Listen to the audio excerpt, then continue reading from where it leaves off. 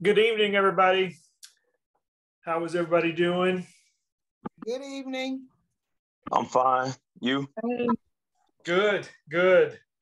Dr. Lamb is going to be joining us a little bit later, so it'll be me getting things started off, and we want to start as quickly to 7 as possible so that we are not on here until the wee hours of the evening. So we'll go ahead and get started for this evening. So Dr. Lamb wants to do the reverse order as we did last week. So first will be Jimmy and Austin.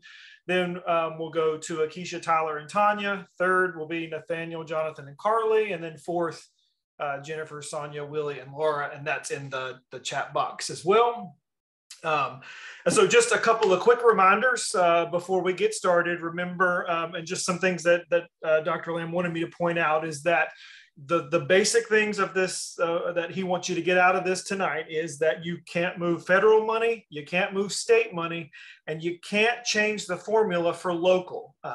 You can, for local money, you can move pots of money around and give schools certain things of money, but you can't change the entire formula. And that is straight from our state legislative policy. And then before we get started, just don't forget to turn in all of your work on Blackboard for under case study number 2. So before we begin, anybody have any questions, or you want to dive right into it? Let's hit it. Let's go. Let's go. All right. I think Jimmy and Austin are up first. Yes, we are. Go ahead and play there, Jimmy.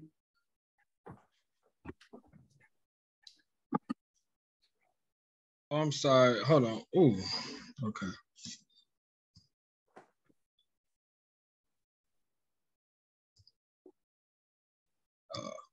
Okay, I'm ready.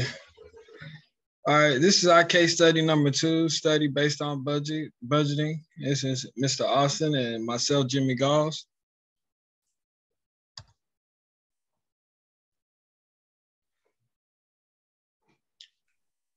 Austin, you want me to go? Yeah, could you go to go to the next slide? Oh, is it switching on your side? Because I was switching on my side. Are you seeing that? No. Oh, okay. Let me see. It ain't.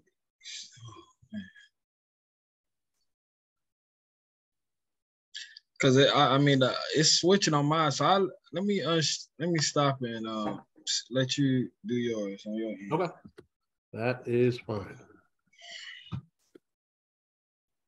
All right.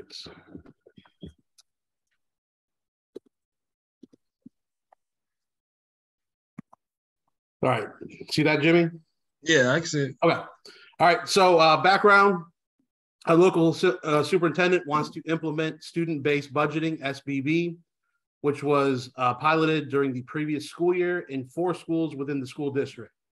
The superintendent wants to use the system for several reasons. Mainly schools with at-risk learners would receive more funds. Students would receive more money based on their needs.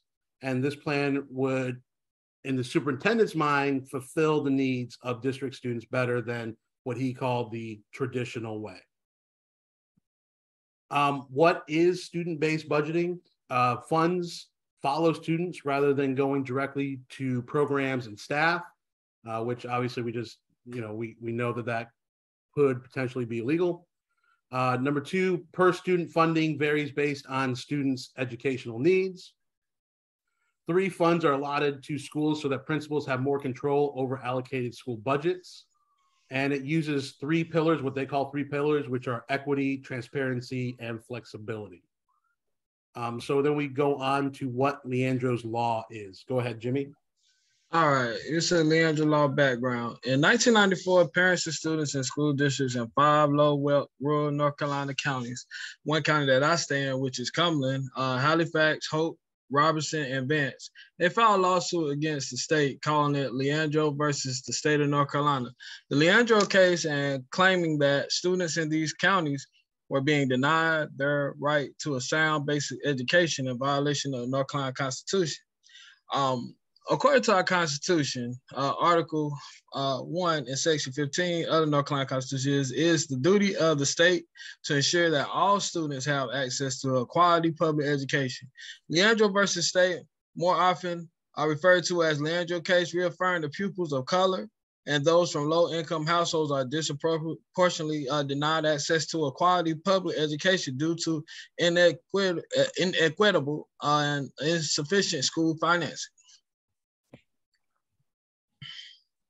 Leandro's law outcomes. It is the responsibility of the state to protect and uphold the right of its citizens to an education as stated in Article 1, Section 15 of the Constitution. Article 9 of education includes 10 sections. A permanent commitment to supporting educational opportunities is made in Section 1. A standard system of public schools wherein equal opportunity should be offered for all children and is discussed in Section 2 as the responsibility of state and municipal governments. In Section 3, discuss attendance in public schools, and you have free public schools are stated in Section 5, 6, and 7. The state of North Carolina took the case all the way to the North Carolina Supreme Court when it was first filed in 1994. The Leandro trial was finally given the go light by the North Carolina Supreme Court in 1997. So with that, knowing what Leandro's law is, the pros and cons, so why the superintendent plan works, it increases equitable funding, it gives school leaders control over their budget, and there is transparency with stakeholders. Now, on the flip side, ultimately, what we believe why the superintendent's plan is wrong and incorrect is that wealthier or better off schools will suffer. What will happen if a student's transfer? How does that money follow them? Because the money's already been essentially spent. Student-based budgeting directly violates Leandro versus North Carolina. And finally, funding must provide quality educators, principals, and resources to every school, not just the schools that need it. So that concludes our presentation. All right. Anybody have any questions for our presenters? And just so you know, I own Dr. Lamb has a great video clip. It's about 30 minutes from WRAL out of Raleigh, which summarizes the whole Leandro process. It is ongoing. It is huge. It will constantly impact everything you do. But at the end of the day, Leandro said you cannot change the funding formula. Now, if you have pots of money, you can move it to where schools that may need it. But again, you can't change that per pupil formula for funding. So good job with your decision on that case study, Jimmy and Austin. Great work. And again, don't forget to upload those materials onto Blackboard, okay? All right, so let's get on with group number 2. Okay, I'm going to share my screen. Okay.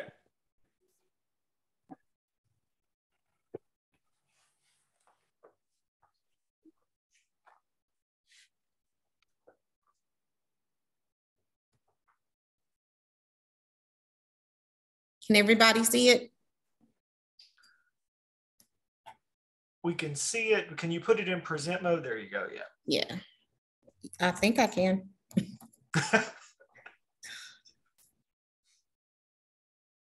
Happened to me last time.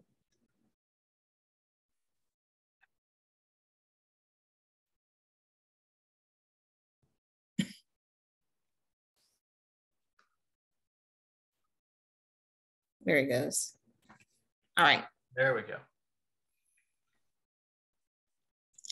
So this is case study number 2.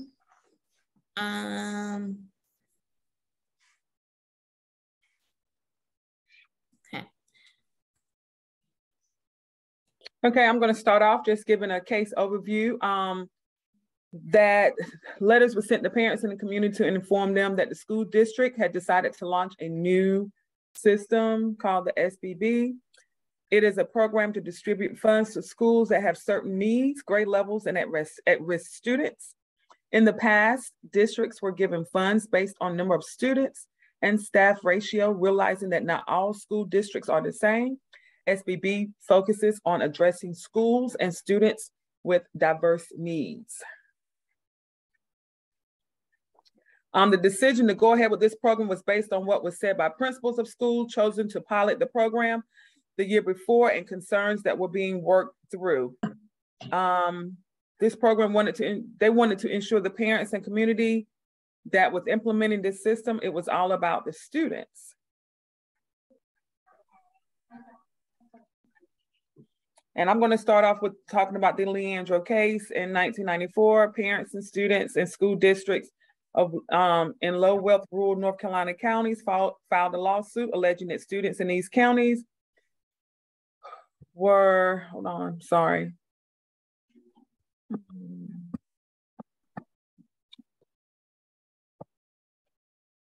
were denied their right to a sound basic education under the North Carolina Constitution. The North Carolina Constitution clearly states that it is a state's responsibility to provide a sound basic education for all children.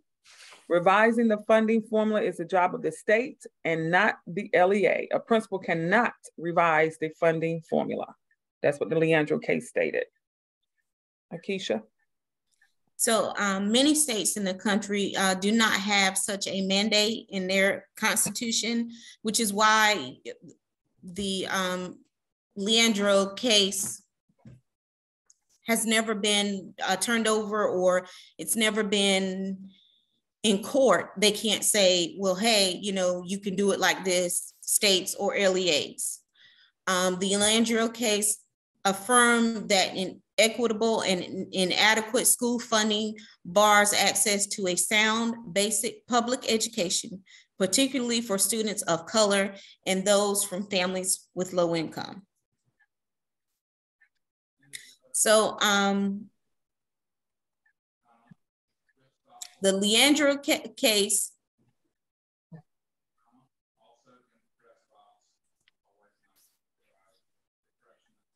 says that you can have the Leandro case, according to the law, it says that a sound education includes a competent, certified, well-trained teacher who is teaching the standards course of study in every classroom, and a well-trained, competent principal with the leadership skills and ability to hire and retain competent, certified, and well-trained teachers in every school, and the resources necessary to support the effective instructional program in every school so that the educational needs of all children, including at-risk children, to have an equal opportunity to obtain a sound basic education can be met. So pros, even though we know that it is not possible for that you cannot misuse state or federal funds, whatever they are given to you for, you cannot take them and use them for other things like what the superintendent is doing. We did state some of the pros that the superintendent was trying to do. He was allocating money to specific areas of student needs. He was very transparent about the budget situation in the case study and where the money will be spent. And it seems like because he was talking to his principals and he knew what his principals needed and the type of students that this money needed to be spent on, the superintendent had an open line of communication with the schools, the administrators, and has taken the time out to find out what they need to help their students. The superintendent has done research on this study because he says that it's gaining popularity across the country. He also did research last year when he piloted the this type of budgeting with 4 schools already within that district. So he has done his research. This is the plan that he came up with, and these are the pros of the plan, even though we know that this is not something that he can actually do. All right, so now we're going to go to the cons of his plan. First off, legal trouble, right? So it's not legal to do what he's trying to do at the end of the day. So I don't really think we need to say anything else, but we will. I think in our last week's class, we discussed that something like this could create more charter schools. I think Nate brought that up as well.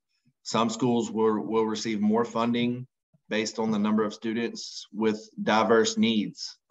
So just because one school might have some lower students or students with more severe needs, they're going to get more money just based on that. So it's kind of leaving the other schools high and dry just because they don't have as many students with these diverse or special needs. There's no constitutional right to equal funding based on either formula. We spoke about that last class as well. Can you go ahead for me, please, Akeisha?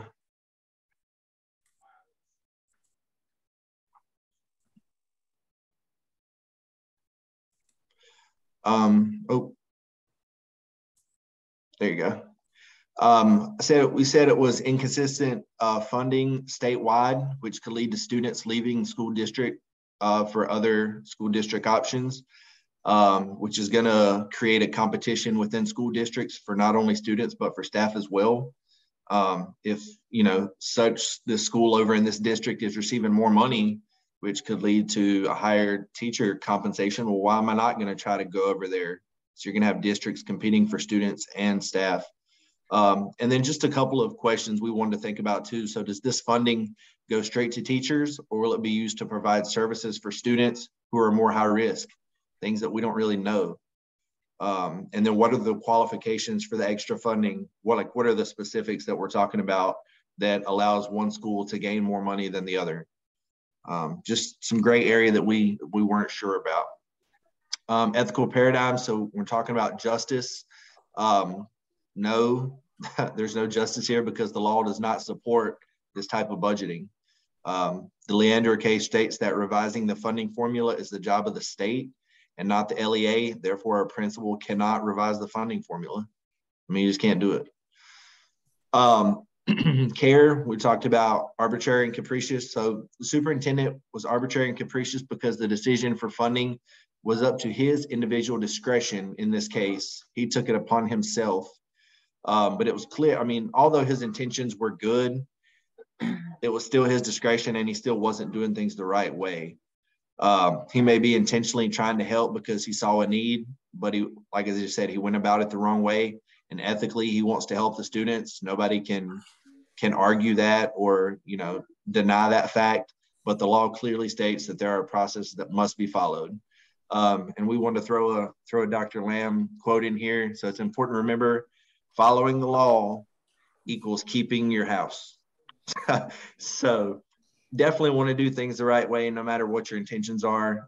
You can have the best intentions, but at the end of the day, if you're not following the law, you will get burned and possibly sleep on the side of the road somewhere. So the other ethical paradigm and ethics critique, social class.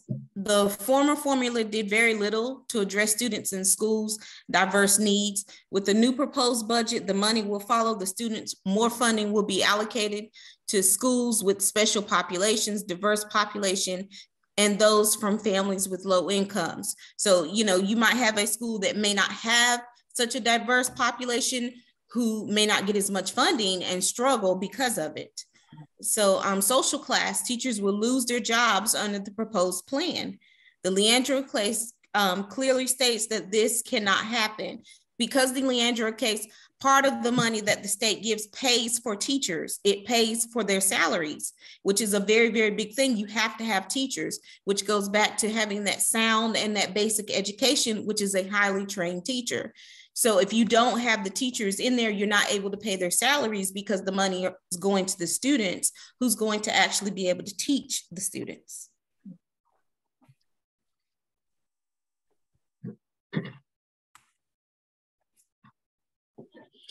Okay, the next ethical paradigm of profession. It maintains the best interest for students while attempting to promote social justice by establishing equality.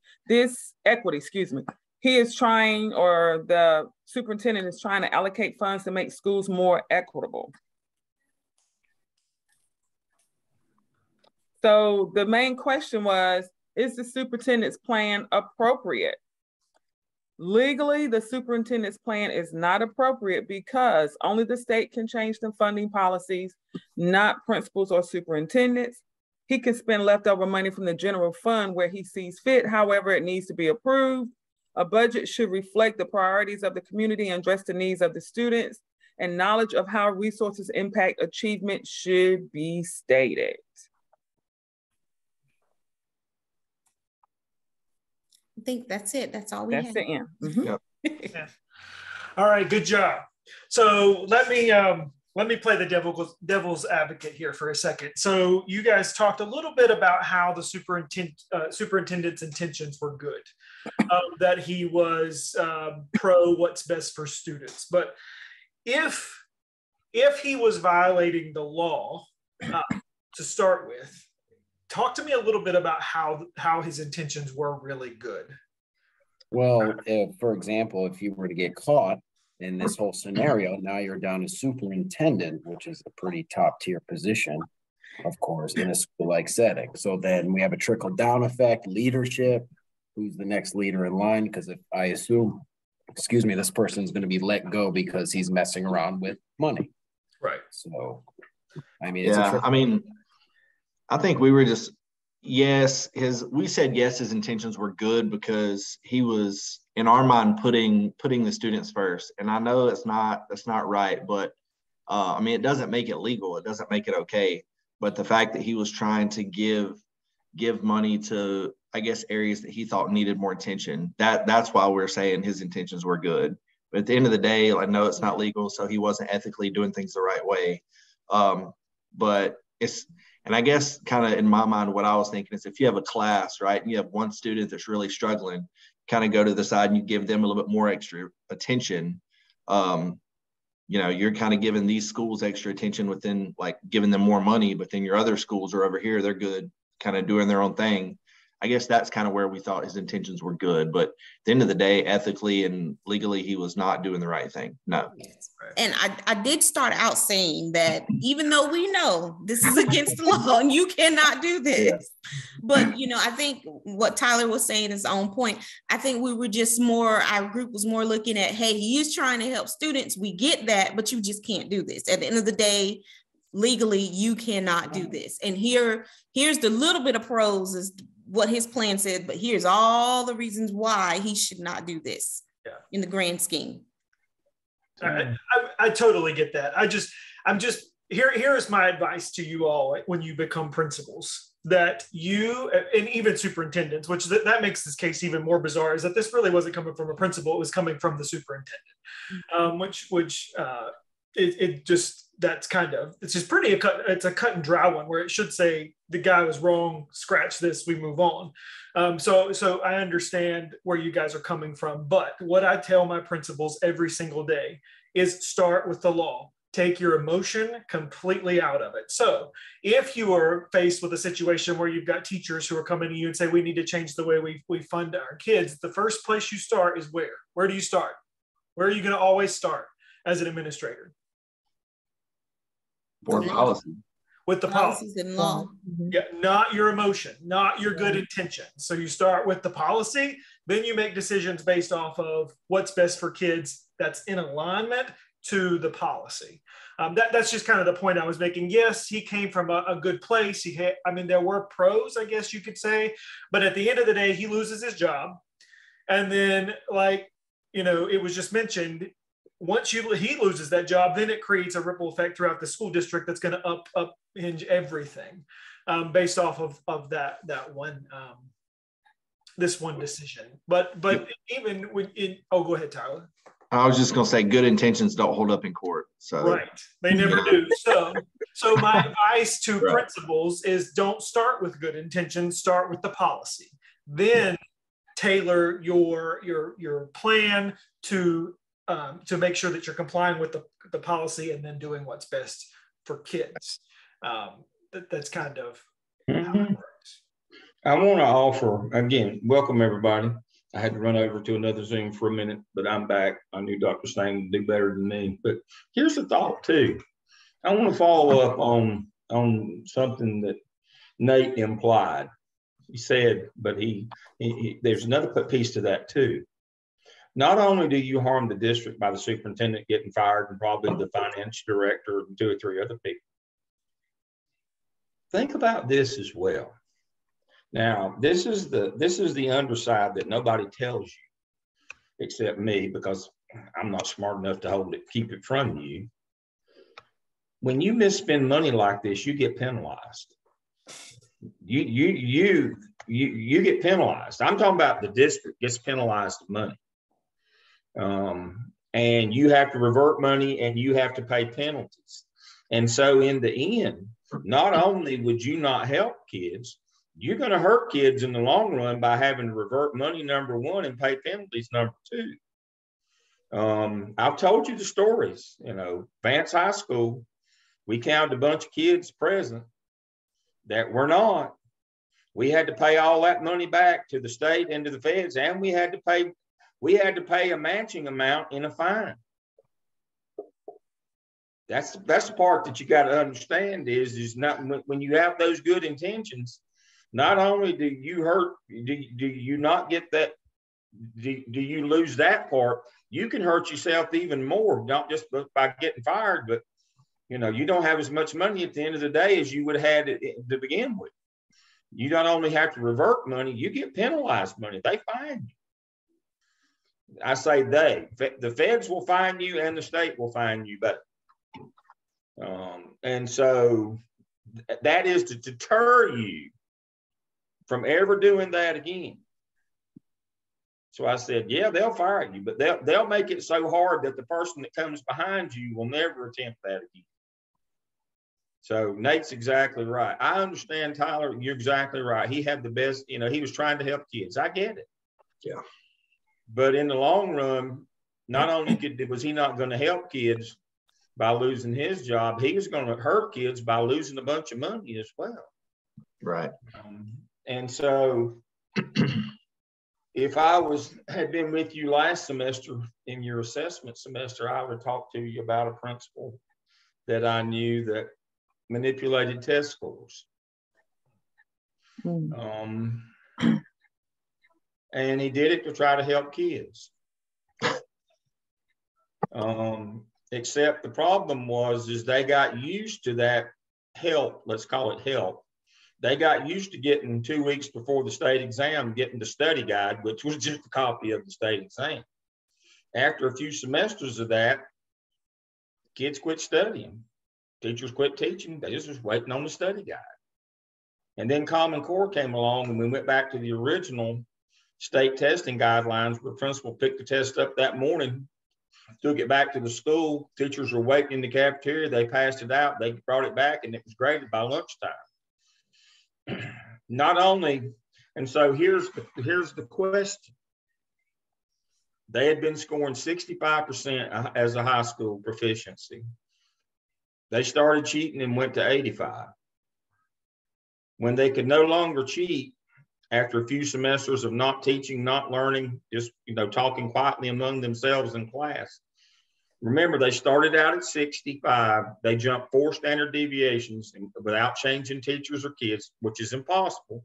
One chance in 3 million that could happen. When they went back to the old testing rules again, where did their scores go back to? Did they go back to 65 again? 27% on grade level. Let me say that again, 27% on grade level. Not only, now how do you think those kids did when it came time to go to college and compete? I know that he had the kids' best interest at heart.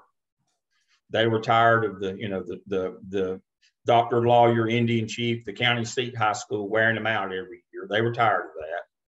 It was hurting their public, their psyche, their culture, that no matter how hard they worked, the high school on the hill, and literally it was on the hill, they were called the Hilltoppers, wore them out every year, beat them by 10 points every 20 years in a row, just wore them out, beat them like a rented mule every year.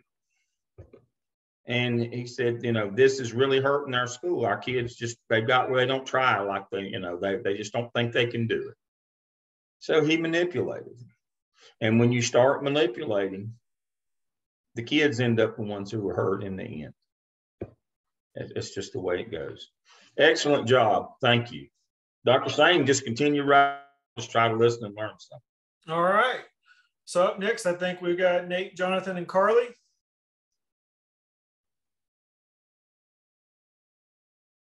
Kind of wish John and I were just texting back and forth. John and I and Carly, we weren't fans of the superintendent from the get-go.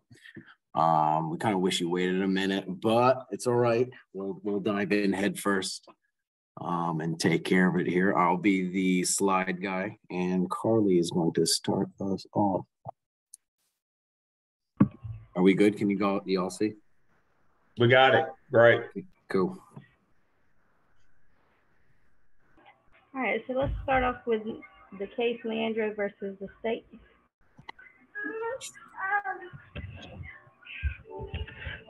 All right, so back in 1994, there was a lawsuit against the state of North Carolina by the parents, students, and school districts within 5 of the poverty-stricken counties, which was Hope, Halifax, Robeson, Vance, and Cumberland County. The plaintiffs argued that these county schools ended up with lower than average tax revenues, which means that they did not have enough money to provide an equal education for their students. And they,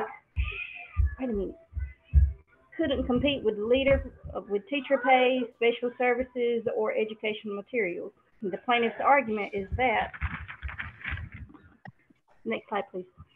The plaintiff's argument is that the quality of the child's education shouldn't depend on the family or the community will.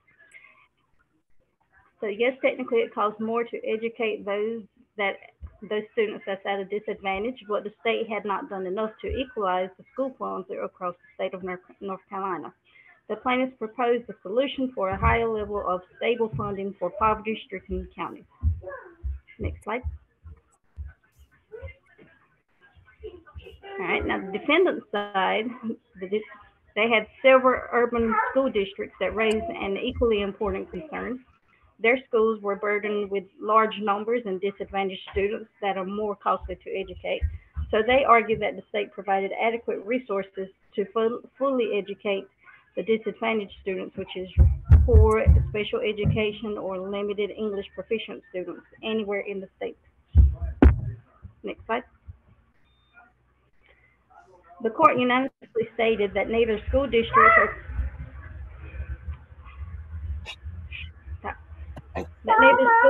or counties have constitutional rights to equal funding. They ruled that all children in North Carolina have a fundamental state constitutional right to the opportunity to receive a sound basic education. The Supreme Court ruled that the state, not the district, has the ultimate obligation to safeguard and successfully deliver every child's Leandro right. No exceptions or no excuses. Next slide. Okay, the sound basic education, it provides children and youth opportunities to become an adult that possesses the sufficient ability to read, write, and speak English language and the fundamental mathematics and physical science to function in a complex society, and fundamental knowledge of geography, history, and basic economics and political systems to help the students make informed choices that affect the student personally, by their community or their state or their nation. And academic and vocational skills to enable the student to engage in post-secondary training, which is your college and career-ready skills, or to enable the student to compete on an equal basis with others in the formal education or the job market skills. All right, can everybody hear me? Yep. Yes. Yep, go ahead, Jim. So I think everybody kind of took the positive spin on this case, and like Nate said, we didn't. I think we latched onto a couple phrases in the reading that were a little bit different. So just as a quick rundown, the superintendent wrote an open letter to the community informing them of new budget and funding practices. The SBB system would allocate funds based on the number of students enrolled, their grade levels, and other specific needs. Specific needs was a little shady to me when I read that, but he states that money will now follow students' needs because it's a simple fact that not every school is the same. Well, core education is the same. Obviously, you have students that need more resources than others, but that's not the way he framed it. So it sounds sketchy to us so far. The superintendent claims that the schools are committed to making budget decisions that work in the best interest of all children. And then this is the part that we kind of latched onto. He admits that they've already been doing this thing in 4 other schools. So they had 4 pilot schools that they had been testing this SBB system in. It doesn't say how many other schools are in the district, but if I were reading that and I was at one of the schools that wasn't part of this program, I'd be kind of ticked off. It seems to me like maybe he got caught moving money to schools unfairly and had to make it public and try to cover himself. That's kind of where we went with this. Absolutely. And to dive into a little bit more detail about that, sorry, I got to move everybody's picture. Like I said, I'm used to Microsoft Teams, not Zoom. I got like everybody. Oh, dang. Everybody's okay. Here we go. So appropriate, yea or nay. The superintendent addresses the family to ensure that transparency within the letter. As I was discussing with my teammates, I teach and study style and language, tone and mood constantly every day. His style and language permits his audience to believe that what they're doing is indeed promoting equity to all students within his district. But however, we all know that according to the law, the dollar amount is set for each student upon arrival, no matter the concern of the school at all. So as John and I and Carly discussed, like it felt like the superintendent had maybe have done this, has already moved some money, and he's kind of backtracking a little bit and saying, hey, we need your input. We want to have transparency. As somebody, like I said, I worked at a school where an athletic director was let go for mishandling funds. And as Dr. Lamb emphasized, the new AD who came in right after him, who was a good colleague of mine, was under a microscope for literally like 6 months, even though he has done nothing wrong. But the policies and the procedures with the money were like a fine tooth comb, and it was like 4 eyes on at once. And it was unfortunate because it unfortunately ran him out of the building. And that's what happened. Reality, we have way more questions than answers. How is that predetermined weight calculated? Like, how are you going to predetermine the weight, and where's that ratio? What is that formula that translates their need into dollar amounts? And what is your district's fiscal policy? What's your school's fiscal policy? What are your curriculum goals? And what is grade level cost? It says that follows the students. So we were discussing, does it cost more to have a 5th grader than a 12th grader? Like, where is that money? And how will monies be following students? And that's from school to school.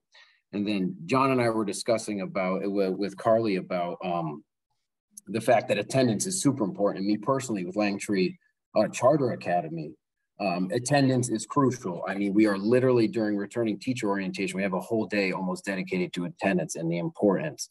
And now knowing how monies work with students, we can see that attendance specifically for a charter school is wicked important. I mean, those first 20 days and then a warm body count to ensure that we receive those funds.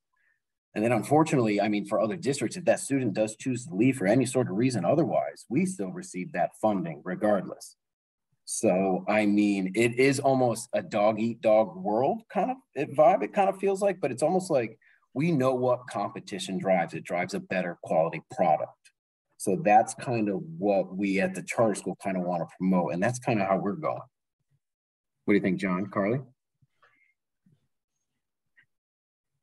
I agree.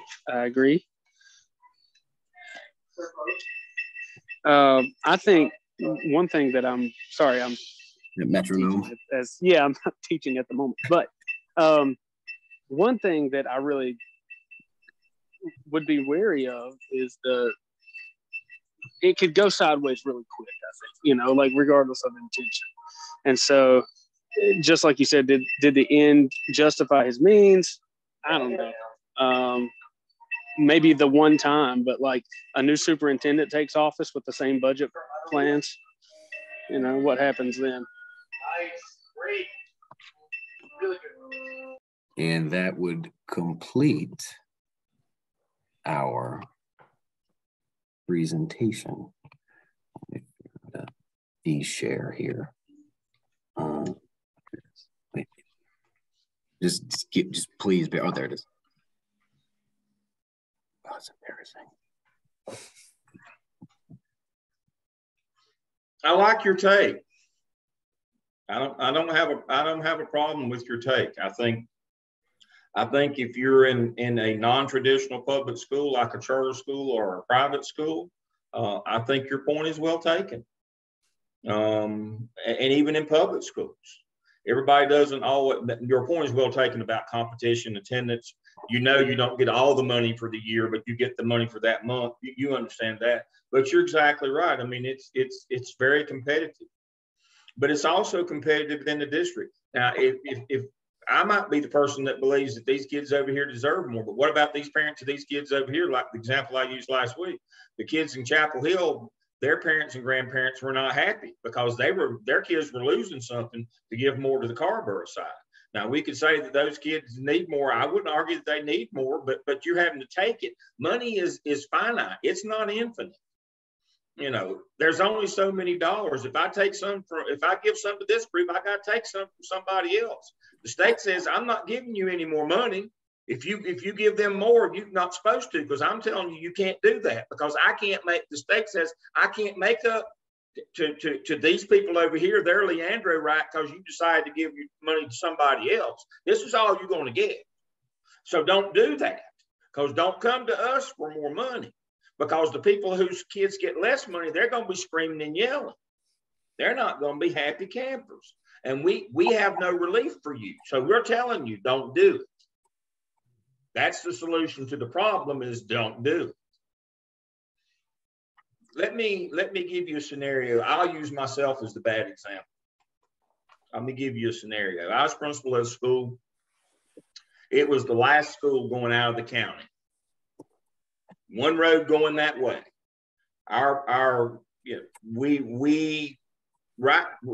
Not far past the school was the line where we stopped picking up kids. And even though it was in our county, the next county got those because it was mountainous and their weather was more like the neighboring county. And so we had to pay, we being the district, had to pay the county, the next county over, Avery County. We had to pay them to educate a good many kids that were supposed to come to us and ours, but it was a weather thing. And so there was a feeling around the county, and even in, I think, the central office, that we were costing them money. Well, what do you mean we're not costing you money? You're sending those kids to that county, to Avery from Burke. They're educating them. It's not like you're losing any money. You're not having to educate those kids. The weather is such in going up Jonas Ridge that, you know, they can't come to school. We can't run a bus up there. But there was this sense that, you know, you're costing us money. Your kids are costing us money. And it affected a lot of things. It's important to know geographically where we were, because there was an assistant superintendent. He'd come by his 2 times a year required. And every time he came, for the first 2 or 3 years that he came, he'd say, I can't stay but a minute. I'm on my way somewhere else. And I finally pointed out to him, there is nobody past us. You can't be going somewhere else. You can't get there from here. We're at the end of the line. For once, I'd like to be the school that you were going to, not the one that you could just stay a minute at because you were going somewhere more important. The story here is not me and him, because he was kind of old and brittle, and I didn't want to whip somebody that size. And so I just tongue lashed him rather than whipped him. I was a lot younger and didn't have the furniture disease. My chest hadn't fallen in my drawers at that point in my life, 35 years ago. But the notion here is the central office was kind of clouded by that notion we were costing them money. So even though we weren't, I'm telling you, it causes incredible hard feelings when you start moving the money around, That's the story to take away, not mine and Dick Jones' relationship. He's a nice man. But it was this feeling that, you know, we were costing them money. And people were angry and bitter about that, and we weren't costing them a dime. But when it's all fun and games, so money's involved. And then the gloves come off, folks. I'm just going to tell you right now. Then the gloves come off, and people tell you what they really think about you then. And so even, you know, this is one of those things we were talking about. One of the things you learn. I was listening to something last night. They were talking about the military. Just because you can doesn't mean you should. Well, that goes for a lot of things in life. Even if you could, even if the law allowed you to do this, you'd have to have a better system than trust us. We've got a formula. You'd have to have a better system than that. And the thing of, no matter how good your system was, no matter how mathematically sound your formula was, it's only going to create hard feelings. And so, as was pointed out earlier, this is a superintendent case, but what's illustrative to us who are trained to be principals is same thing at the school level. Follow the law at the school level. Don't play favorites. If you give one something, it's going to cause problems with others. Make sure that your budget decisions, and we've talked about this numerous times, come through that school improvement team that is supposed to be looking at that school improvement plan and making budgetary decisions based on the needs of the school and not playing favorites. That's how you can, you know, setting a budget's not taking the money you got and dividing it equally among everybody. You got to put it to the priorities for your school.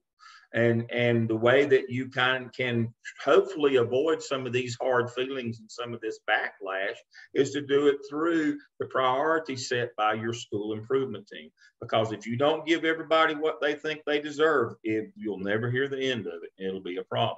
That's the lesson that we take away as school level people from this case as well. Thank you for that. Yep. Excellent job, by the way. I love the charter school perspective. I think you're dead on with that. If you don't mind if I add something here, Dr. Lamb, but go right ahead. The groups that have went so far have pointed out sound and basic education, or sound basic education, which I think is so critical here because money, as a principal, as an assistant principal, and now in the district, money gives me nightmares just because of these case scenarios right here. But at the heart of a sound basic education is good teaching and learning. And it is so critical that as principals, you focus on that because it doesn't cost money to teach and teach well. And so I just gave that lecture. I mean, literally, that's where I was for the last 10 minutes, giving that lecture about the APTEL, about harnessing the power in your building for good teaching. You don't have to have somebody back a truck up to your building. Identify your best teachers, have them be your teachers' leaders. Work those Marzano high yield strategies like we did last semester in the APTEL. I was just giving that lecture. That's where I just came from. You can build a culture of teaching and learning in your building without a truckload of money coming and showing up on Monday morning. Yep. Thank you, Dr. Stain. I'm sorry to interrupt you. Oh no, you're spot on. And it just, you could give a bad teacher all the money in the world, and they're probably still going to be a bad teacher. We've got to train teachers, and as long as like you said, when you get that money, that's where your money should go. If you have some discretionary money that you can move around, it should be on training, on bettering our practice. So I just wanted to point that out because the group so far have pointed out that sound basic education, and we get caught up in the money because when things go wrong, everybody wants more money. And there are not a lot of studies that show the more money we give, the better the school does. So that was just my kind of takeaway from it. Absolutely. It's about working those best practices, Marzano's best practices, and taking your best teachers and making them your teacher leaders. We know the 5 functions of teacher leadership are, teach other teachers, be involved in curriculum, be involved in the school improvement plan, be involved in the budget, and be involved in personnel, in that order. That's a hierarchical order. We know that if you want to create a culture of teaching and learning in your building, it's not about money. It's about harnessing the power that you have. It's about working on that instructional. You want empowerment in the classroom. You want great teaching. That's the deal. It's not always about the money. If I can interject too real quick, at my charter school, we have a unique scenario where an EC teacher just left due to illness. He's leaving right now. It's unforeseen. He's actually my co-teacher for one of my inclusion classes. And my principal calls me to the office and says, I got good news and bad news, Stu. And I said, well, what's the deal, Mr. Liz? He goes, well, he said the word compliance. And as soon as he said compliance, I was like, something's happening that's out of our control, So what happened was the EC teacher is leaving, and luckily we didn't have any foresight, but luckily we invested some time in one of my colleagues in my department who is dual certified ELA and EC. So now her and I, we are switching classes right after Q1. It's unfortunate because I like good teaching. I just built a bond with these English 2 students, which is a tested subject area and big in our charter school realm, mastery and all that jazz. But ideally, we are switching we're switching classes right now. So it's kind of like, I understand the situation, and we always play ball here because we want a better community. But she will be compensated for her efforts because she's picking up 18 students on a caseload. So they were investing. This is the one time my school invested money well. Yeah. I mean, and that's one of the things that I was working with my doctoral group last week, and I was talking about master scheduling. And what we were talking about is what we've all talked about. We look at, number 4 is look at those performance scores. Now, the deal is some teachers get better results and better teachers with certain kids than others. But that doesn't mean that we always want it to be that way. We need to be investing in professional development so everybody's good with every kid. We want to continue to grow and train them. We're just master scheduling this year about what teachers do the best job with which kids. But that doesn't mean it's going to be that way forever. It's inherent upon us to make sure that we grow all teachers. Yeah. It's that professional growth plan that y'all did last semester that we copied over in task 2 of the OMA. That we got to work that plan. We've got to work that plan on instruction, and that plan doesn't depend on a lot of money or even any money. We harness the power in our building. We harness the power of PLCs, which y'all learned in your first evidence, the app stuff. Remember that when you formed your own PLC and did a data dive in your most pressing need, and it had to be academic. It wasn't about attendance or discipline or any of that. It was about, we need instructional programs that address the needs of these kids. There is a system here, folks. Y'all know the system. Y'all are up to speed. There is a way that you get improvement and you get achievement in schools. It's not luck, and it's not hope. It's a plan. You start by identifying your most pressing need. You build those PLCs. You work them. You grow your teachers with that professional growth plan. You build a master schedule and a budget that supports those academic efforts. You know the deal. It's not always about money. Money, throwing money at problems rarely solve them unless there's a plan for how it works. That's an excellent point, Dr. Sane. It's about growing that faculty, and you don't have to have a lot of money to do that. But I'm in agreement. Sometimes we end up doing more harm than good when we try to do things that we ought not be doing. Just because we can doesn't mean we should. Excellent discussion. All right, I think we're ready for the final group. Wow, we're doing great tonight. Yep. Y'all are getting better at this. Yeah. So it's almost like real school here, isn't it? Just think, if you had Dr. Sane instead of me, how far much further along y'all would be. If you had a good instructor. They wouldn't be wiser, trust me. All right, so we are the last group. This is Laura Akers, Sonia Wingett, Jennifer Mahaffey, and Willie Love with case study number 2. And we'll start off with just our key points that we'll be discussing tonight. And then I think, Jennifer, you'll start us off. So we wanted to start out with the school and the legal environment, the chapter 2 takeaways that we thought kind of were in line with this case study. First of all, the school budget there is mentioned as a significant opportunity to plan the mission, improve operations, and achieve educational objectives. We just thought that was super important when looking at this case. Budgets should take into account needs of all stakeholders. There are 2 levels of compliance, legal and fiscal stewardship. And from what we read into that, legal is just making sure that you follow those federal and state guidelines. And for the fiscal stewardship, you're making sure that things are allocated properly, there's equity. For the methods of budgeting, we actually had a question when I go through this, Dr. Lamb, that we wanted to ask. So we read about traditional, priority-based, zero-based, site-based, and outcome-based. But in this case study, it was student-based. And so that really wasn't mentioned in the book. And I didn't know. That's because it's against the law. Okay. So it wasn't mentioned at all in the book. And yeah, so we were because like, it's not a thing. It's okay. against the law. Yeah, okay. All right. He made it so up. We were like, okay. Okay. Well, but when I did look something up, it said there are 2 different types, site and student-based. And so that's why we were confused. That was just like internet research. Sources of revenue, there are local, state, flow through, and federal revenues. Those all have to be allocated appropriately. And then we thought that the points about taxpayer equity and were important because it talks about in the case how the low income taxpayers could be considered as regressive. It talked about regressive tax due to the cost of living. So those particular counties, they had the higher tax rate, but they couldn't really meet the need because they were low income. And to that point, the irony here is lotteries are regressive taxes on poor people as well. And that was what they said, we'll fix this problem with a lottery. No, that's just another regressive tax. That just makes things worse on poor people and poor people. Right. That was Something the irony of the state lottery.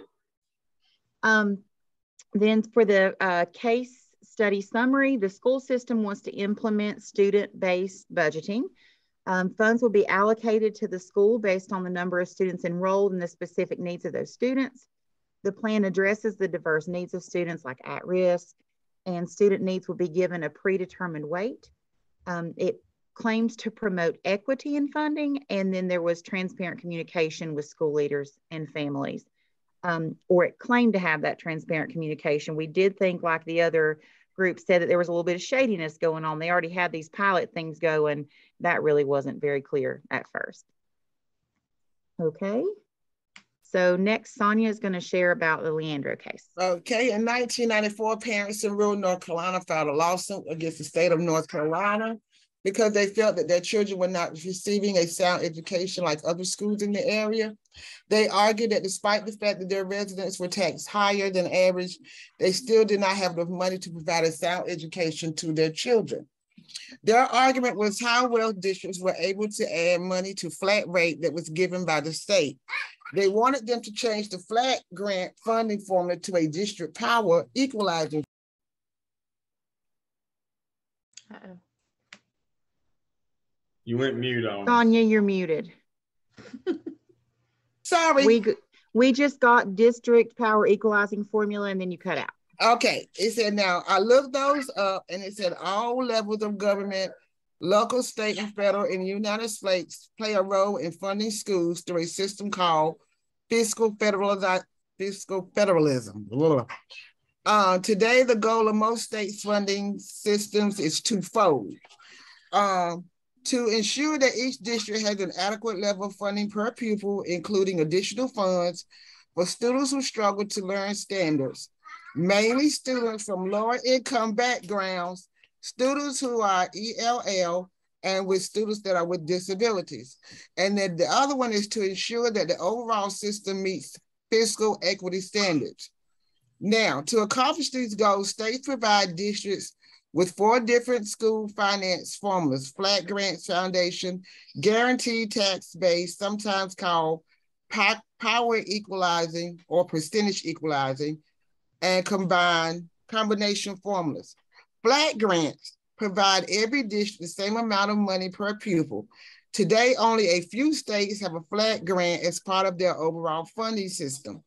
Now, the district power equalization is stated because it allows each district to tax and spend as if they had the same or more equalized local property tax. Because school finances at the local level is highly dependent on property tax values, with property values composing the largest portion of tax base. As a result, school districts with lower property values spend fewer dollars per student than school districts with higher property values. School finances is a equalization is a policy tool utilized in some states to ameliorate these funding gaps by redistributing resources more equally. The five counties were Hoke, Halifax, Robertson, Vance, and Cumberland. They were the lowest funded in the state, and they still stay at the bottom end of the rankings in terms of their ability to support their public schools on a per pupil basis. In 1997, the Supreme Court ruled that all students should be provided a sound basic public education. Such education should include competent and well-trained teachers and principals, as well as equitable access to resources to help these students succeed. And then I think, Willie, you found this site, so you want to speak a little bit about this?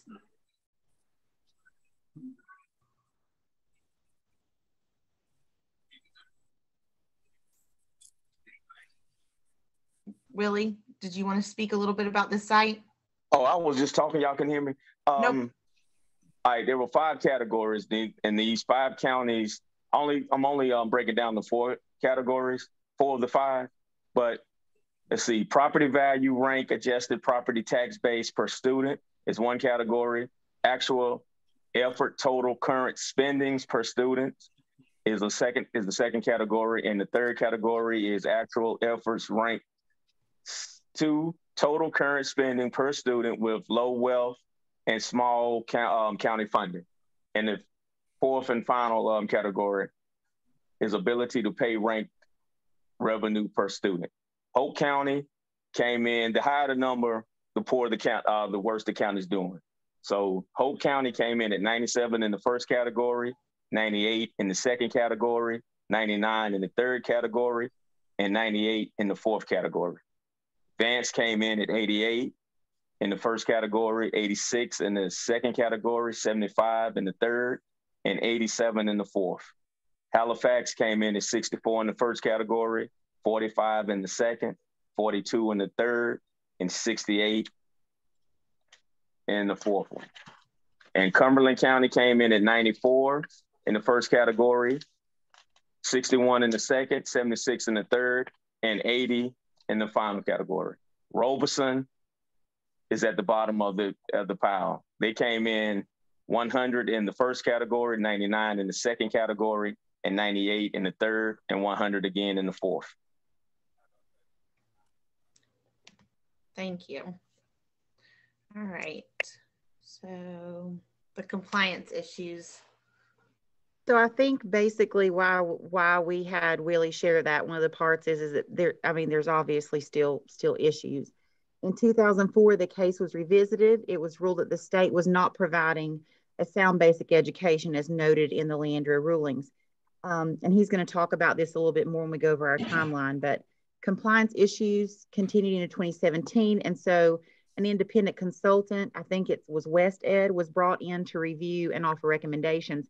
And in 2019, the report was released. We did include the report right here just because we thought, someone might want to look at it. It was set up like an action plan, and it went through all the different things that the state could do, the different components of trying to help provide that sound basic education.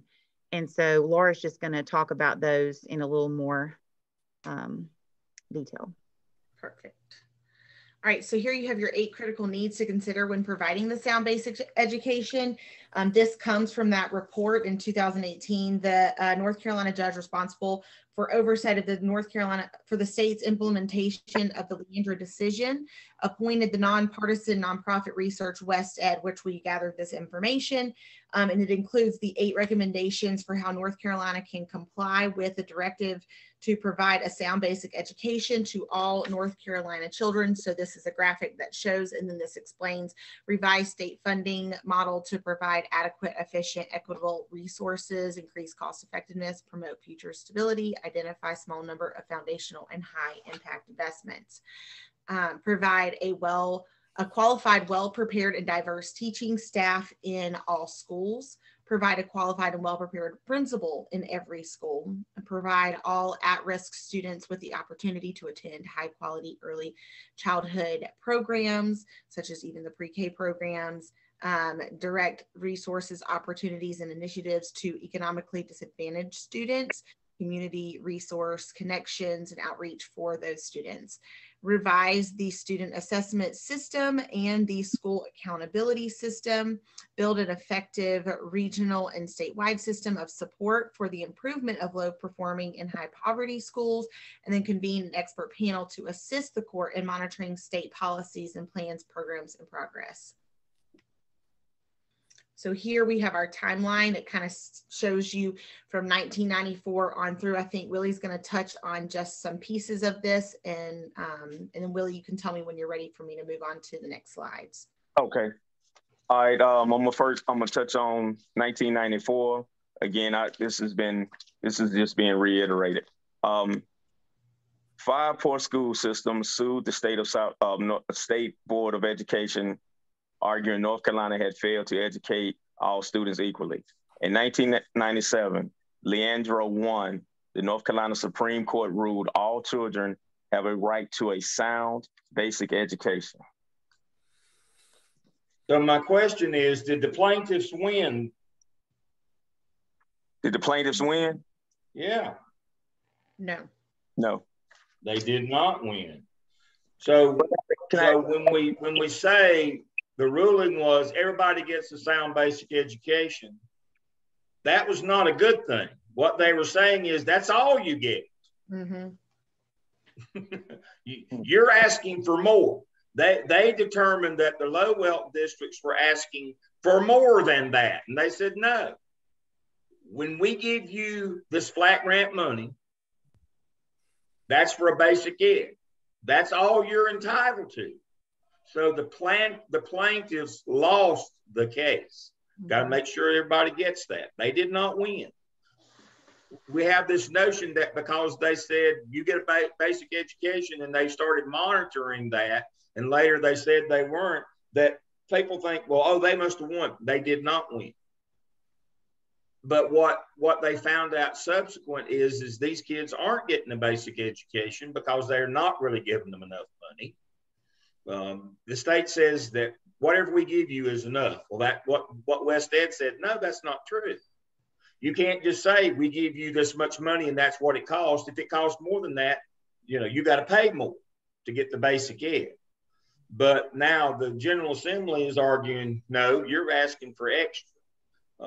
And so that's the Leandro continued is the General Assembly is saying, we tell you how much a basic ed costs, and that's what we'll give you.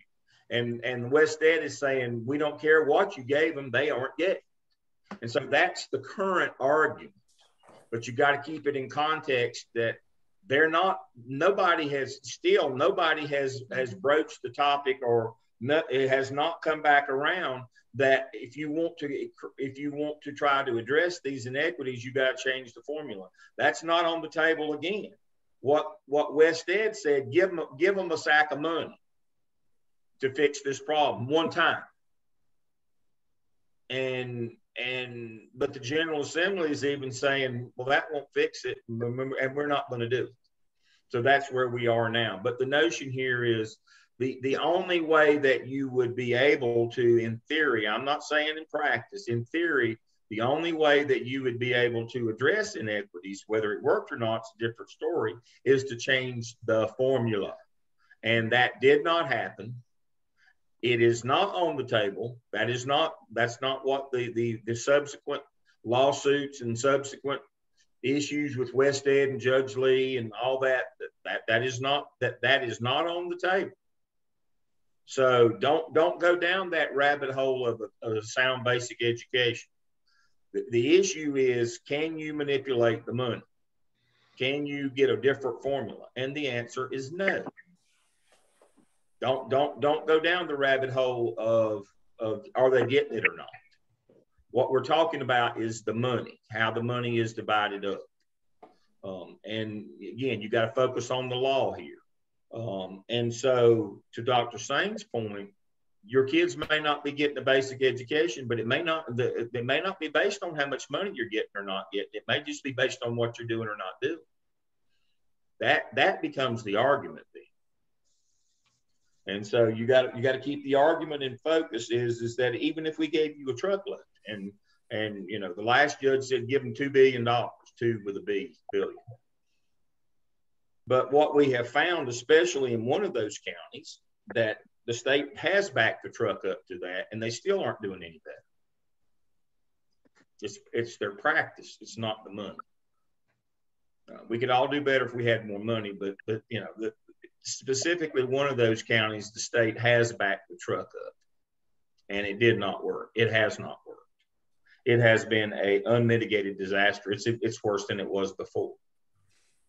The one that was the lowest one is still the lowest. So it goes back to, you know, good teaching practice. And it bolsters the argument that, you know, if we give you enough, that you got to be able to do something with it, regardless of how much we give you. And that's what has become the issue is it's being wasted and not utilized properly. But again, to be redundant, Leandro plaintiffs lost the case. The case was not about the case was about changing the funding formula. That did not happen. This extra West Ed money, it's kind of immaterial. I hate to say it that way, but it really is. Case was about can you move money around, and you can't. Okay, I'm sorry. Go right ahead. All right, what I was doing, I was just touching on a few of these on the time. In 2020, Lee finds that despite many states' initiatives, children are still not receiving sound basic education, orders BOE and plaintiffs to develop a Leandro plan.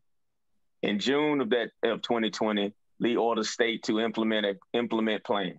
November of 2020, Lee orders state to comply with financing first 2 years of the Leandro plan.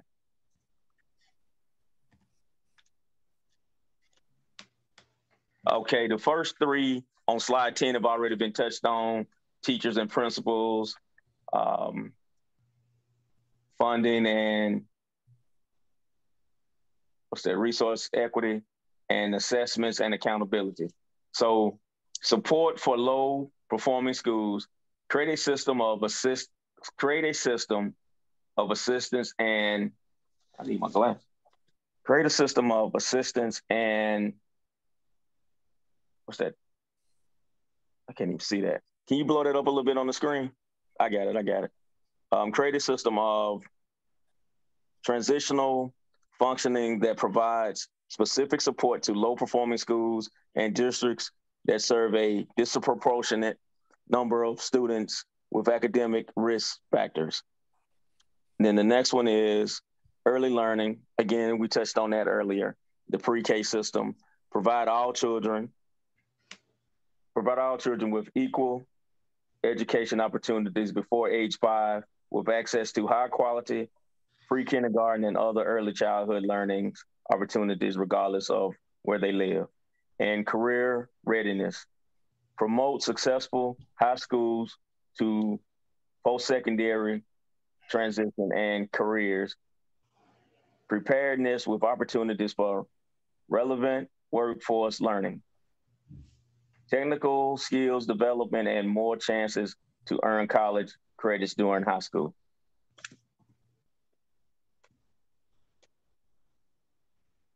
Okay, the timeline continued. March 2021, the DOG submits a comprehensive remedial plan to the trial court for most part, to regurgitate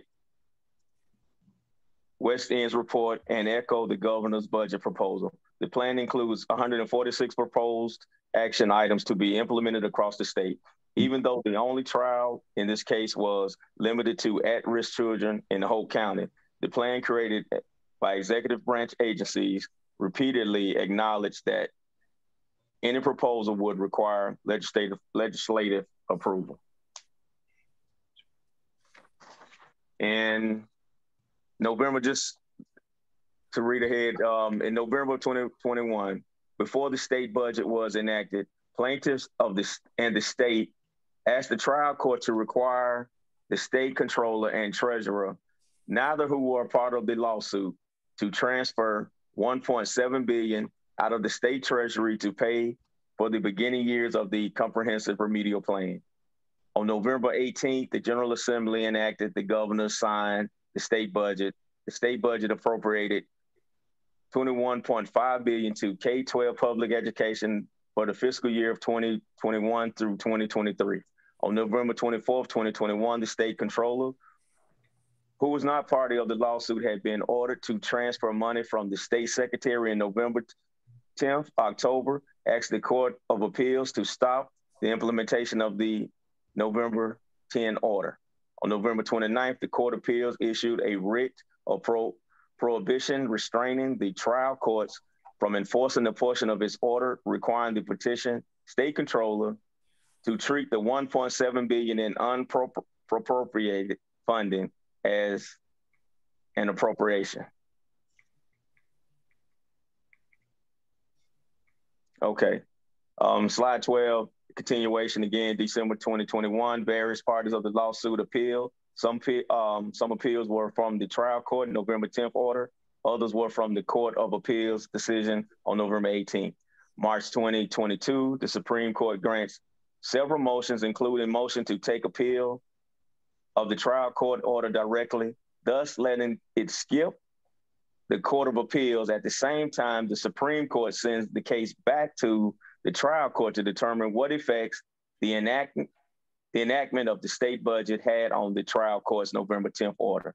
The next day, the case was assigned to new trial judge Michael Robeson. So basically, right here, we decided that, well, we discussed that the reason this case is carrying out and being stretched out so long is because of political reasons.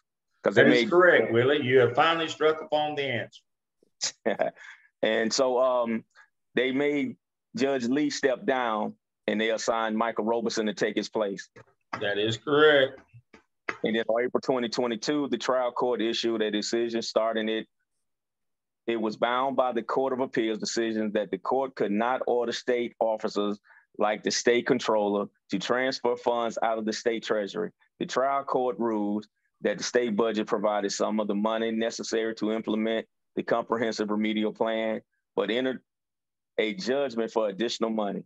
He did not order a transfer of money. However, the parties appealed this order. May 22nd, the Supreme Court issued a schedule for the parties to brief the outstanding appeals. Various briefs were filed in June, July, and August. And August 2022, the Supreme Court is scheduled a hearing on the 31st of August. And again, the case is still ongoing because there was no additional information after August 31st about what. They've heard the latest arguments. I was on that Zoom, by the way. Okay. I heard the latest arguments, and Phil Berger for the legislature, their argument is that a judge cannot order them to that only elected legislators can appropriate money. The judge can't make them do that. That's his argument. But all this is about remediation and about they acknowledge that these counties, nothing had changed in the intervening 30 years. Their kids still weren't getting a sound basic education. Now the state argues, we give you the money. If they aren't getting it, it's on you because we gave you the money. We're not changing the funding formula to give you more. We gave you enough. You just are incompetent and can't deliver. That's their argument, and they're claiming it costs more. We need to change the formula. Now, this will eventually end up in the United States Supreme Court, and more than likely we'll go back, we'll get kicked back, and it'll end up being that it won't get funded. Is where this is headed. But the thing to remember out of all of this is, as long as you have a flat grant formula, and until you have elected representatives who decide to do away with that, there will be no shifting or moving of the monies, not at the state level, and they have prohibited it at the local level as well. That's the part that you should know. Now, again, whether these counties just have been incompetent and can't deliver Leandro right, and they've had enough money, I won't comment. There are other counties that are delivering, a basic education, and all they're getting is the minimum amount as well, and they don't have the money to put more with it.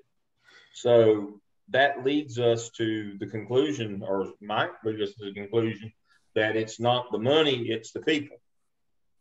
And see, that's what the General Assembly is arguing is they get enough money. They're just incompetent. But for our purposes, whichever side of Leandro we're on, for our purposes is we have to know the law. It goes back to what Dr. Singh says. We have to start with the law. The law is we can't be moving this money around. That's the lesson to be learned here is whatever money is scheduled to be spent on whatever, that's what it has to be spent on.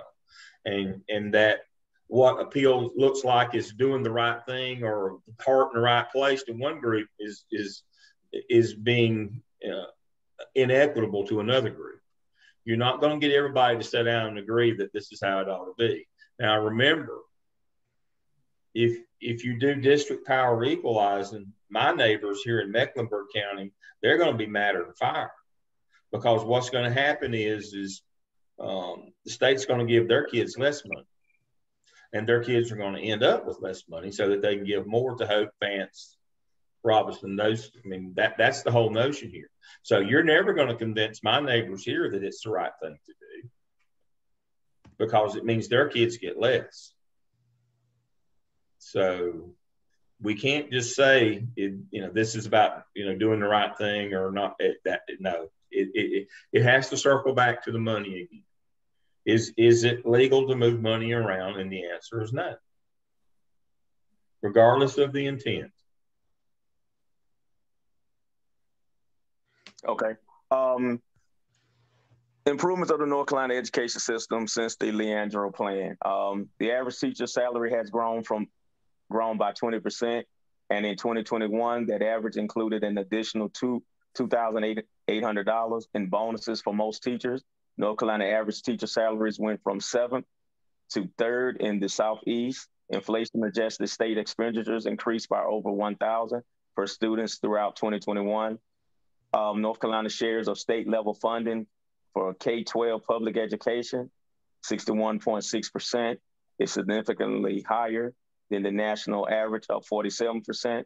In 2021, 104 of the North Carolina 115 school district spent more than $10,000 per student. When it comes to the student success, education spending is only one part of the equation. North Carolina taxpayers continue to fund our public schools at an exceptional rate. More funding is not a silver bullet. Thank you, Willie. All right, Sonia, about the pros. Okay, the pros of the superintendent's plan was that school leaders will be empowered to see the budget. He made the budget available to all to see, which is transparency. You want to be transparent in your budget funding. He involved and notified everyone that was going to be involved in the process, and the funding would be more evenly distributed, freeing up other funding that could be allocated if it could be in allowable categories, and only categories that are legal for him to spend money in. And that brings to the cons of the superintendent is breaking the law. There's just no way around it. It's illegal. You have to spend both federal and state funds exactly where they're allocated. A district cannot just decide to move money around. It's legal to do so. We chose to include also from the general statutes where and how you can be flexible with the budget. So we also linked that, and as a group, we looked through and found there is some flexibility, but it goes into more detail on how and where what can be moved around. So value is being assigned to individual students and funding dispersed accordingly. So the practice is completely subjective. And that concludes our presentation. All right, I want to make a couple of points. You can stop your share. Thank you. That slide that you had that talked about percentages and teacher salaries, those are very misleading. One of the things that North Carolina did to get teacher salaries up just a few years back was basically they went and added $5,000 to, I think it's a little more than that now, it's probably a little closer to $7,000, to beginning teacher salaries. And that really, because we have so many beginners, that really raised our average in terms of our average teacher salary. But they really didn't. It didn't cost. It actually made the state money to do that. So here's the deal: for those of you who are young in the business in North Carolina, if you haven't looked at the salary schedule, you might want to take a peek at it. So basically, what they did, all you young people, they loaned you $5,000 a year. You got to pay it back when you get to 20 years, by the way. Let me say that again. They loaned you that $5,000 raise that they gave you, but you got to pay it back. So when you get to year 20 in your service, when you're vested in the retirement system at 20 years, your salary will be frozen for 10 years to pay that money back. If you don't believe me, go look at the salary schedule. So basically that $5,000 that they're counting to get that average salary up, make it look good, that's just the loan. You have to pay it back with interest, by the way. And so it's really going to hurt, and they're going to save a boatload of money on your retirement, because your retirement's on your 4 highest years. That's really going to hurt you on the back end on how much money you make on retirement. But somebody did the math. It might have been me. Did an actuarial table. That $5,000 a year that you get for 20 years is going to end up costing you 3 times that much.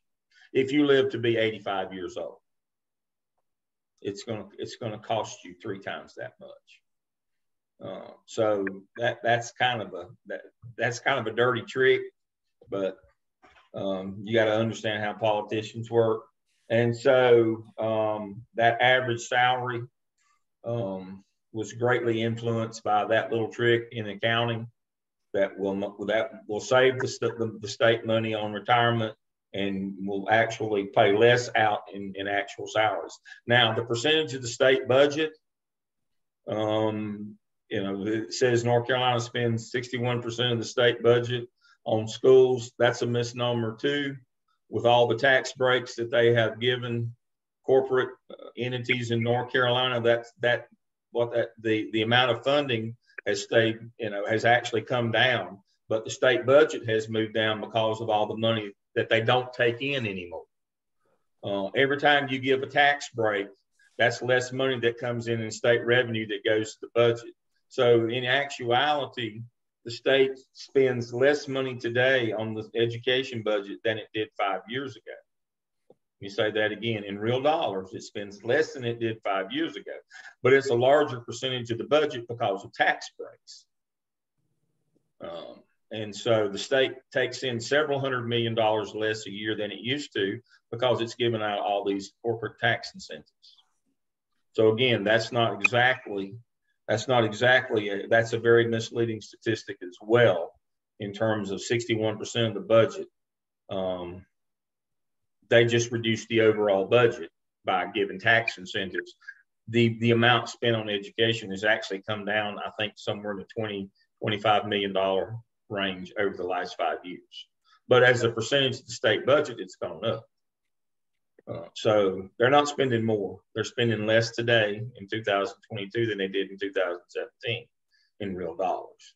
And while the average salary has gone up, the state is actually paying out less in salaries than they did in 2017 as well. You know, a fellow with a sharp pencil can steal more than a fellow with a gun. You know, that's the thing that you have to understand about some of these things. You have to read the fine print.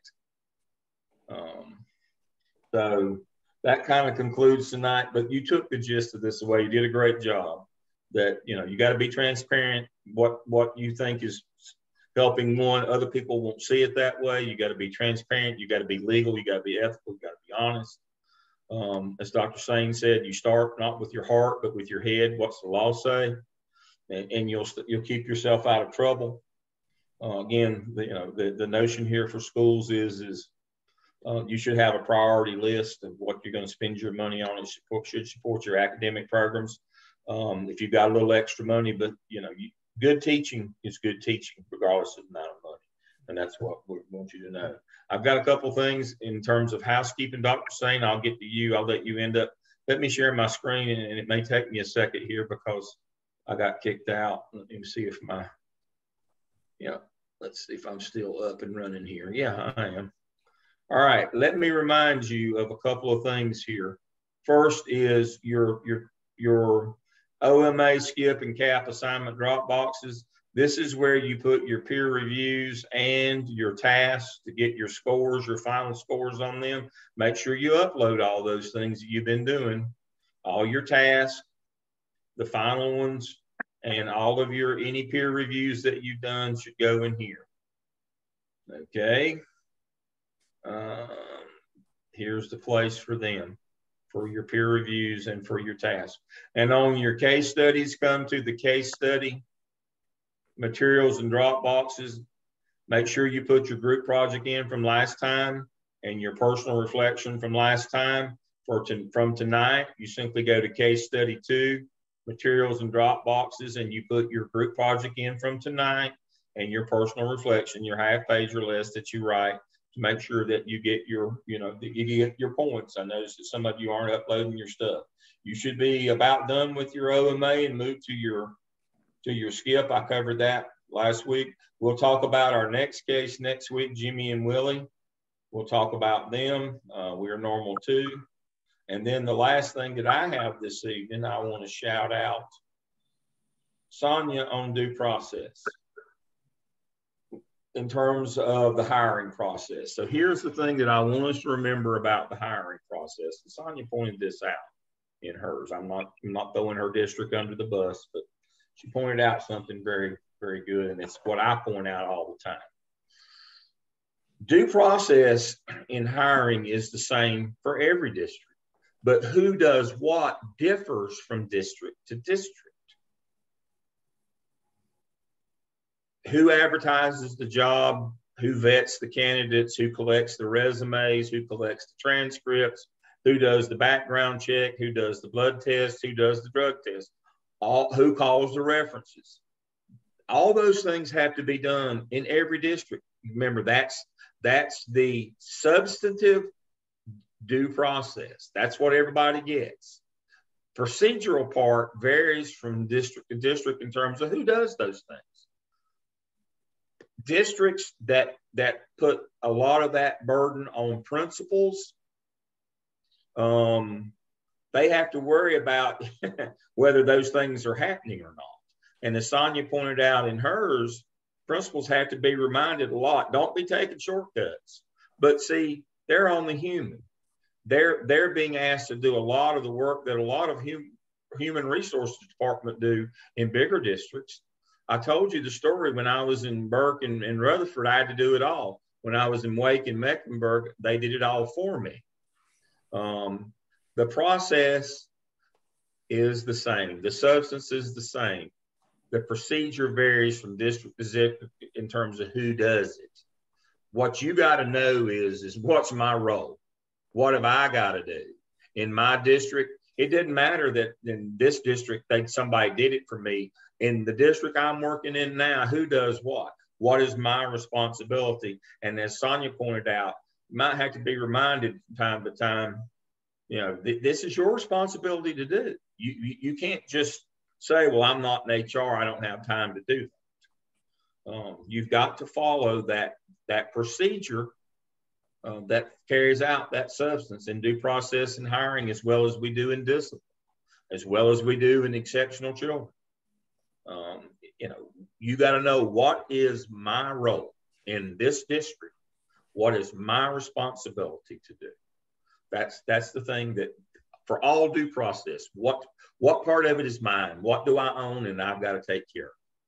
And if you don't know that, it's going to come back and bite you. If you don't know, ask. It's just that simple. Dr. Stain, thank you for holding it in the road.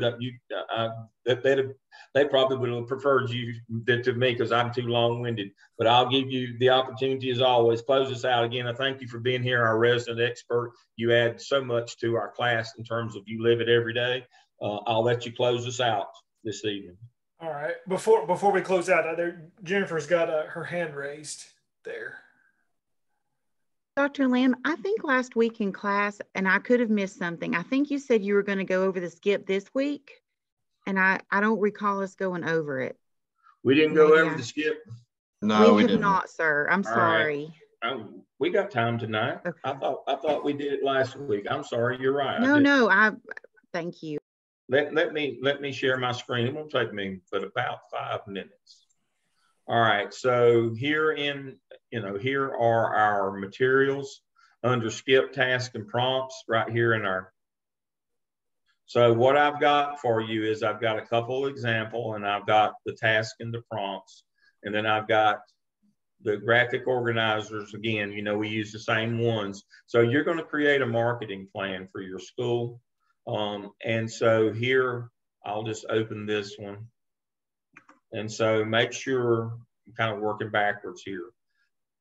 For task 3, where we write the full plan, we use the full graphic organizer. In task 2, where we identify the resources that we're going to need for our plan, we use the small one. Now, if you'll notice, it separates the fiscal and the human on this one, and they're put together on the big one. That's really the only difference. And so if you want to do the full one on task 2, that's fine with me. But this one is used for task 2, the partial one, because we want to identify the people we need and the money we need. And always identify them by name if you can, because staff never did anything.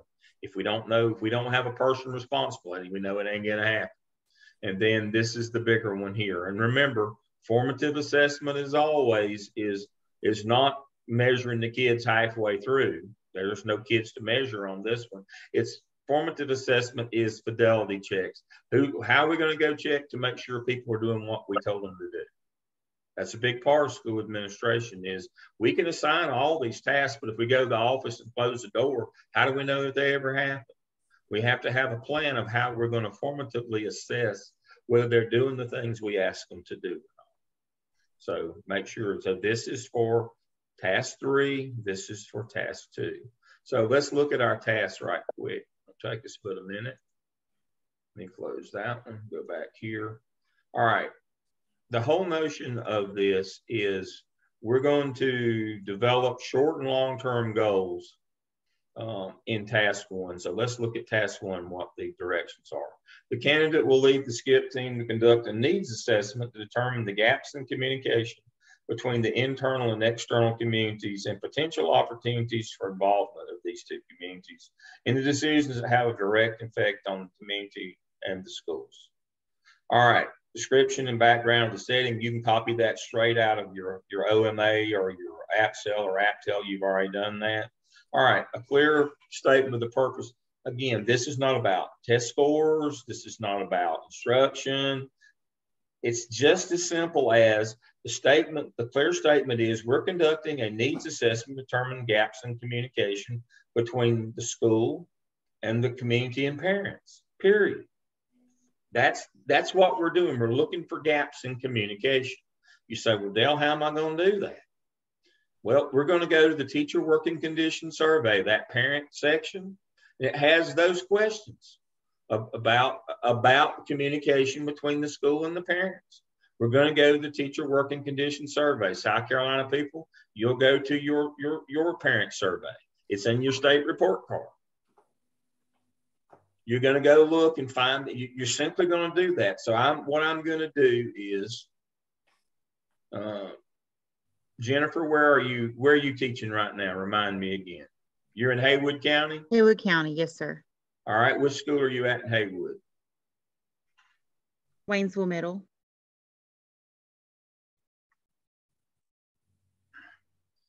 We Google teacher working conditions survey. We go to 2022 results. No, that ain't the one I want. Come on.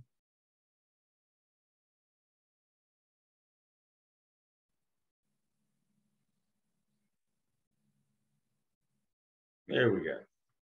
All right, so we are going to, we're going to go to Haywood County Schools, and we're going to go to, which middle are you at? Waynesville. Waynesville Middle, and we're going to go here. Nah, not the one I want.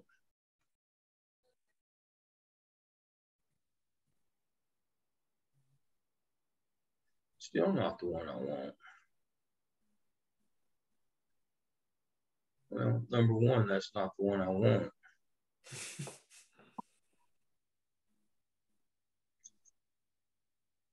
Here we go.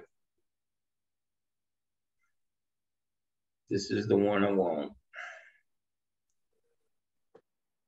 There we go.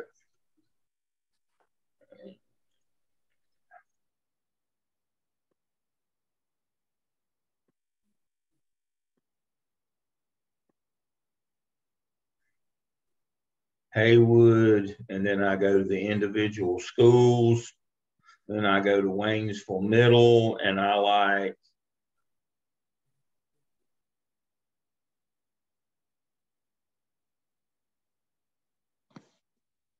can do that one, or that's not really the one I like the best. I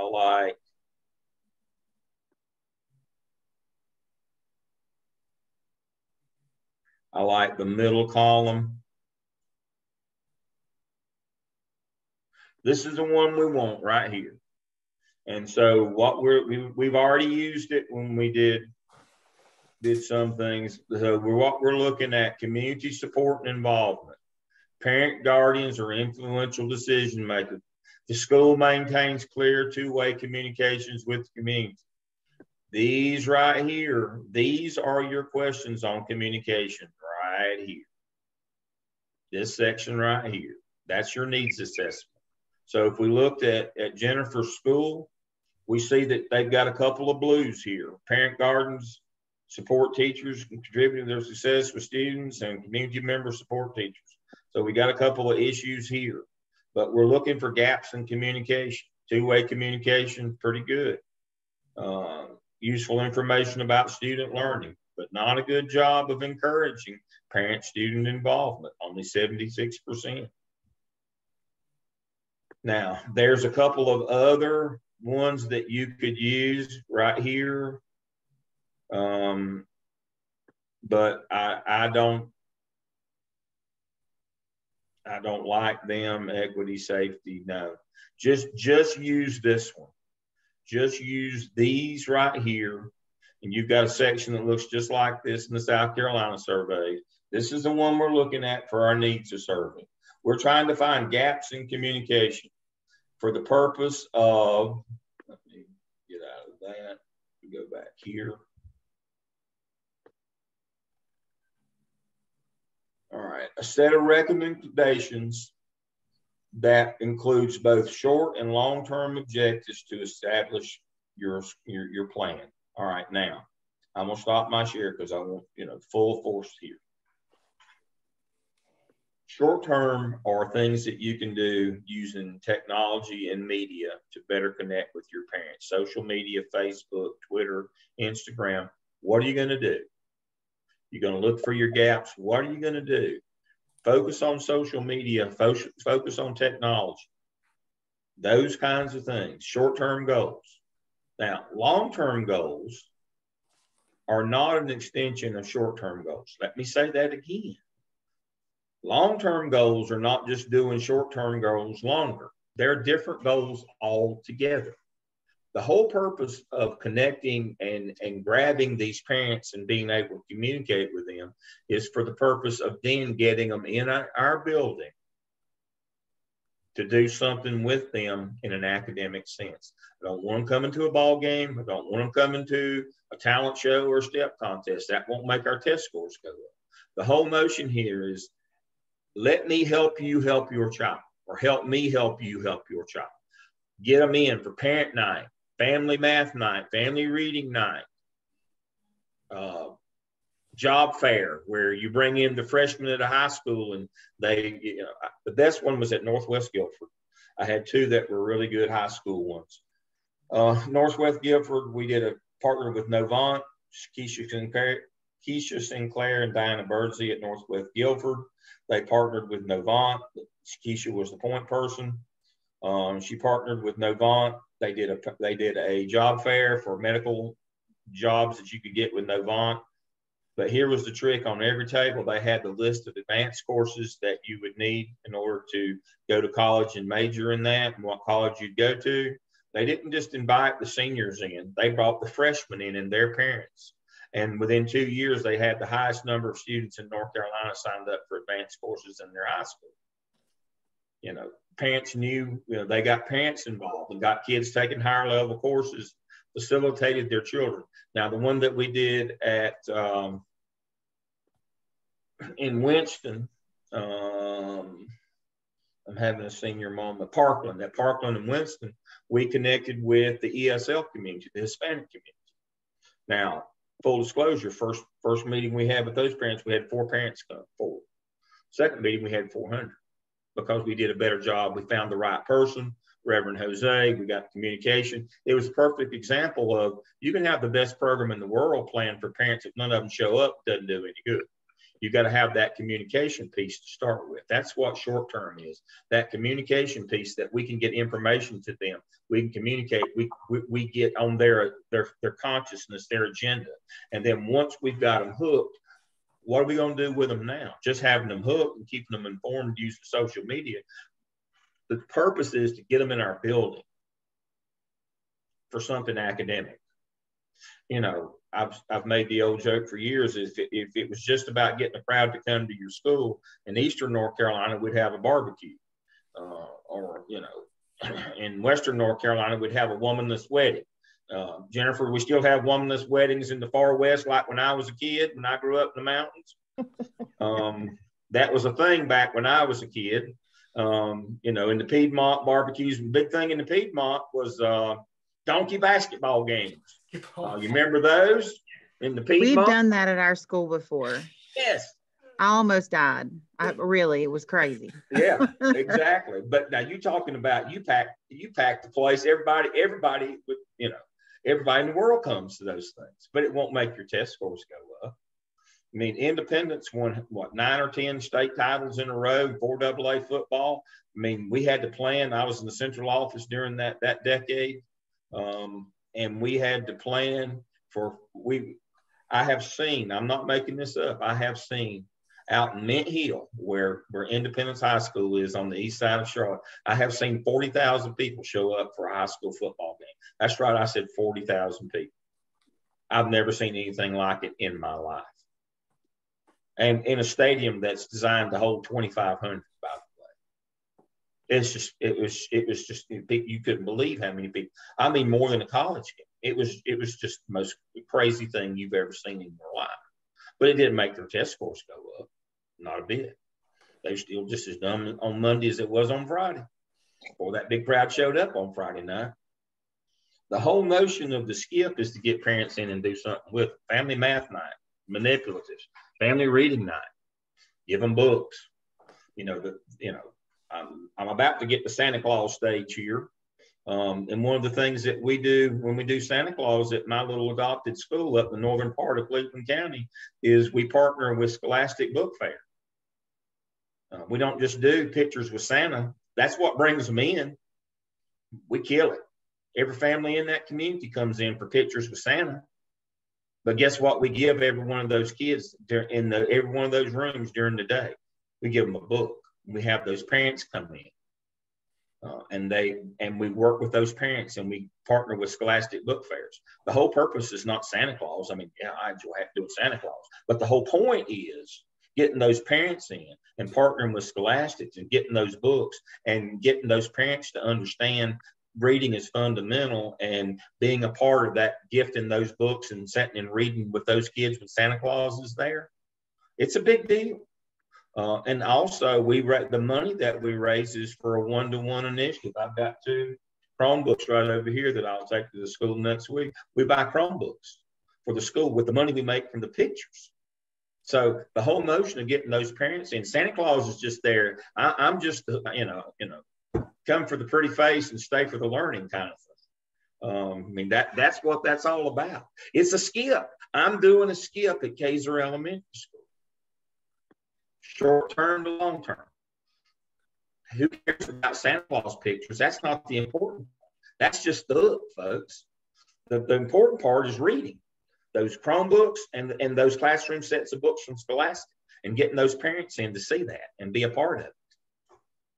That's the deal. That's my own, I'm not, I've got to be careful not to sprain my shoulder, patting myself on the back here, but it's a skip. I'm not smart enough to have thought of this. Y'all know me. I'm just running a skip. We're just doing that. It's a great time. I enjoy it. I'm doing it at a couple of different places, but that was the first one that we tried. It's been a resounding success. That's what we're talking about. Find a way to hook parents in short term communication, something to get that communication piece out. We use social media to get the thing out about pictures with Santa. We killed it. But then when we got them in the building, it was these classroom sets of books, computers, teaching parents to use the computers, having the classes, instruction in the library, working with them on reading, literacy skills. That's the notion here. You do the short term to get them to come in and do the long term. That's the whole point of the skill. The second prompt on task 1 is to do a audit of your school leadership from your TWC, and make a set of recommendations to your school improvement team to how to improve school leadership. So let me share my screen on that one. You can read it. Right here it is. Candidate will lead a team conduct organization analysis, determine the climate of the school, North Carolina Teacher Working Conditions Survey, or the state survey in South Carolina, where you will use to evaluate school leadership and make recommendations to the school improvement plan. So those recommendations should be a part of your action plan for this one as well. Pretty easy. And again, we know where to look. We go right here and we simply look at school leadership. We do a quick audit of those numbers and we can see right here, leadership consistently supports teachers. We need to make some recommendations how administration could better support teachers. On this one, shared vision. How can we get them to understand the vision? On this one, school improvement team is obviously not showing much leadership or not much involvement. What can we do to get them better involved? We're going to make 1 or 2 or 3, no more than 3 recommendations there. So we're going to have our short-term recommendations, our long-term, and then our recommendations to improve school leadership.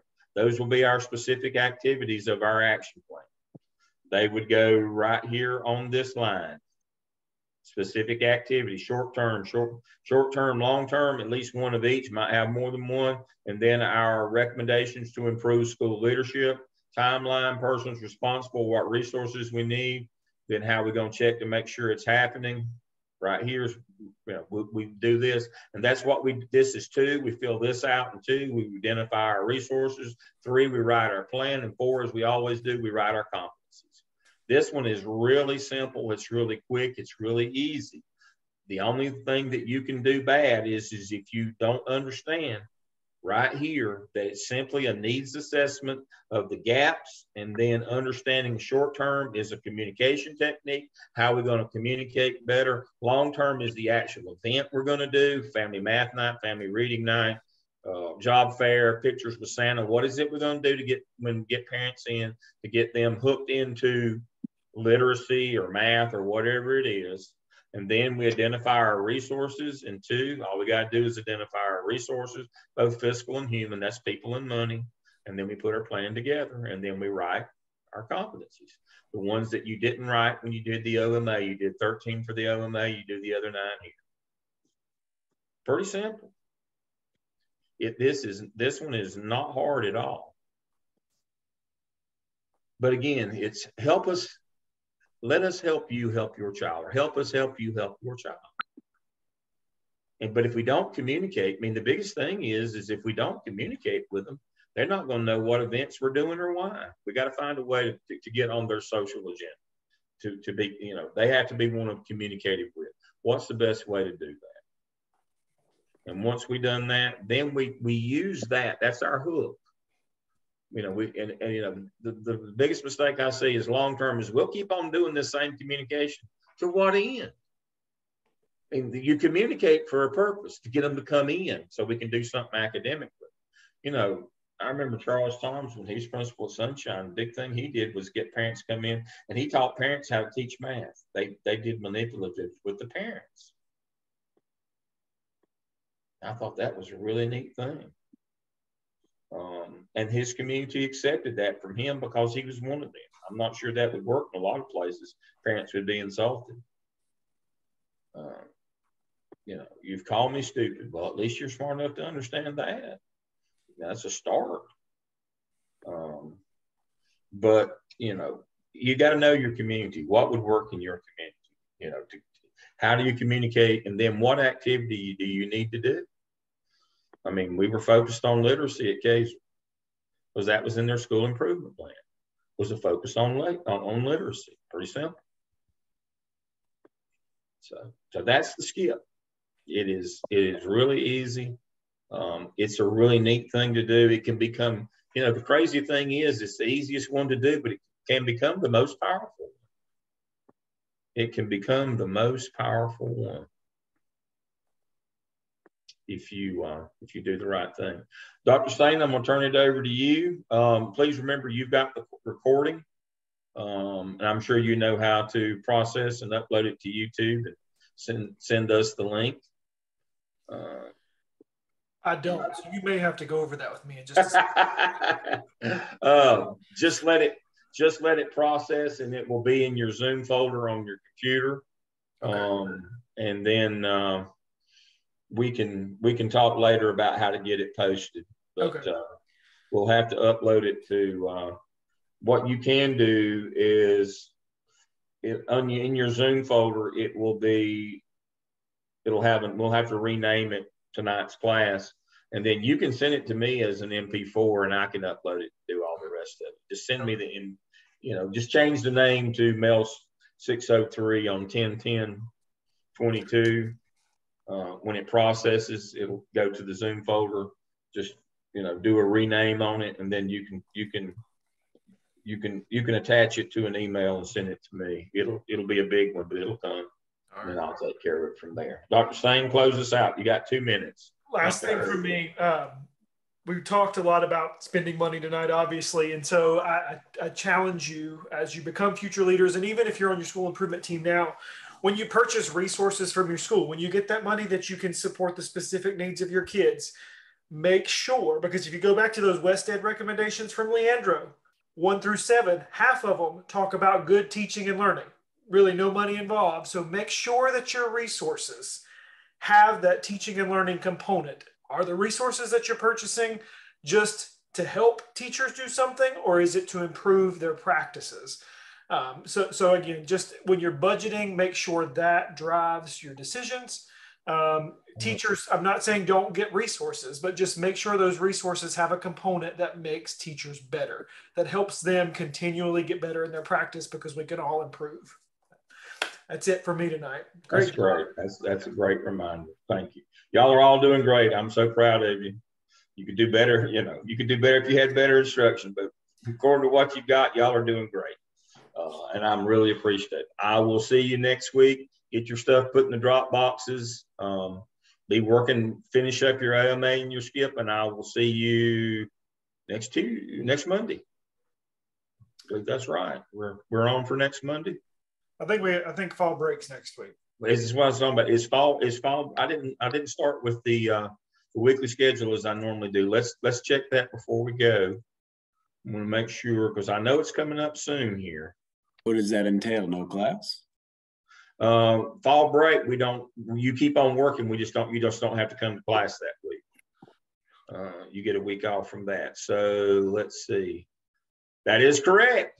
So I will see you in 2 weeks. Jennifer, thank you for reminding me to cover the skip going into the break. So what that means is you keep on working. If you have questions, you email, you call me, you do whatever, but you don't have to come to class next week. You take Monday off, and then I'll see you in 2 weeks. And then we'll do a session we'll do our EC night. And then we've got HR coming up after that. Sounds good.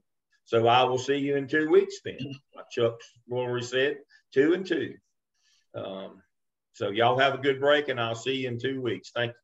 Hey, Dr. Lamb. Yes. I was going to share something with you. We had something pretty cool happen at our school last week. Great.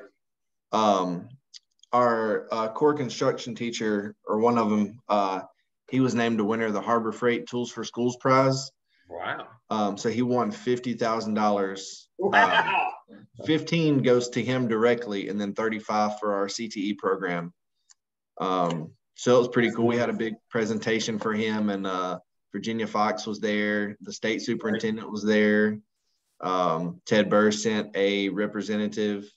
It was really cool. So we had a big presentation for him, and he was clueless. He had no idea he had won. But only that 20. Was at Alexander Central? Yes, sir. Only 20 high school skilled trades teachers in the whole United States won this prize, and he was one of them. That is great. So it was pretty cool.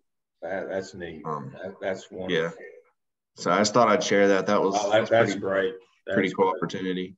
Well, you've got stars everywhere in school.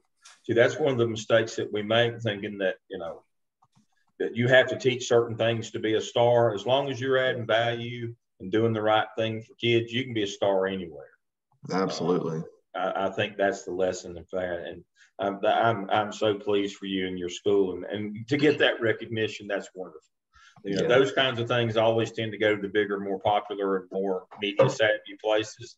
It's good that it came to Taylorsville. That's a good thing. Our CTE program's pretty legit. They do a great job. So that was a pretty cool experience. So that's great. Thanks for sharing that. That's great.